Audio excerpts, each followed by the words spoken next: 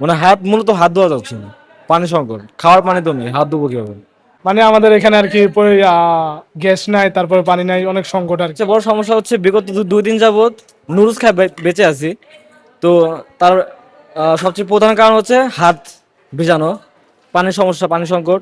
তো চামচ দিয়ে খাওয়া লাগতেছে। তো এটাই বর্তমান পরিস্থিতি, লাঞ্চ আওয়ারে নুডলস খাওয়া লাগতেছে। এর চেয়ে বড় দুঃখজনক বিষয় আর কিছু নাই। আহ, আমি অবশ্যই হাত ধুইতে আসছি, কিন্তু এখানে কি বলার, আর কিছু বলার আমি পাইতেছি না আর কি। এখন আমি না, পানি নাই, এখানে এখানে কোনো পানি নাই। তো এখন আমি চিন্তা করতেছি যে আমি হাত ধোয়ার জন্য কি পানি পাবো কিনা, এটা চিন্তা করতেছি। টিস্যু দিয়ে হাত ধোয়া যায় কি? মানে আমাদের এখানে আর কি গ্যাস নাই, তারপরে পানি নাই, অনেক সংকট আর কি। এই জন্য আর কি কোনো ভালো মতো কোনো ব্যবস্থা নাই, তো এই জন্য আর কি আমরা পার্সেল খাবার দিচ্ছি। এখন আজকে শুধু পার্সেল দেওয়া হচ্ছে। আর এতদিন আর কি গ্যাস কম ছিল, পানিও কম ছিল, কোনো রকম আর কি আমরা চালিয়ে গেছি আর কি। আজকে একবারই নাই। তো 2 দিন যাবত আমি চামচ দিয়ে খাওয়া খাওয়া দাওয়া করতেছি, ভাত খেতে পারতেছি না, নুডলস খাওয়া লাগতেছে। এই হচ্ছে বর্তমান পরিস্থিতি। আমি 6 তলা থেকে আসছি খাইতে, এখন খাবার নিব, ভাবলাম যে এখানে বসে খাবো, খাবার নিব, আবার 6 তলায় যাব। এখন ওখানে গিয়ে দেখতে হবে যে ফিল্টারে পানি আছে কিনা। খুব একটা বাজে একটা অবস্থা।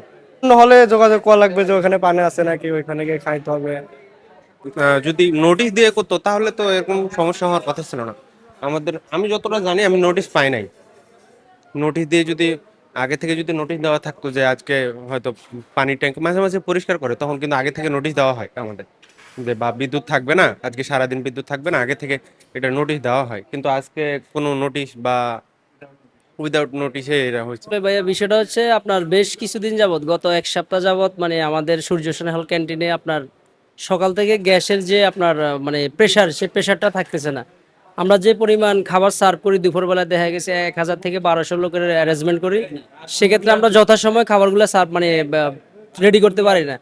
তো গত কয়েকদিন যাবত, মানে গত কয়েকদিন বলতে গত 5-7 দিন যাবত এই সমস্যাটা আমাদের হচ্ছে। আজকে হঠাৎ করে 12টা বাজে আমাদের মানে এখানে দুইটা লাইন আছে, একটা হলো দক্ষিণ এবং উত্তর। উত্তর পাশের নাকি একটা মোটর মেবি আপনার নষ্ট হয়ে গেছে, তো আমাদের হঠাৎ করে পানির লাইন বন্ধ হয়ে যায়।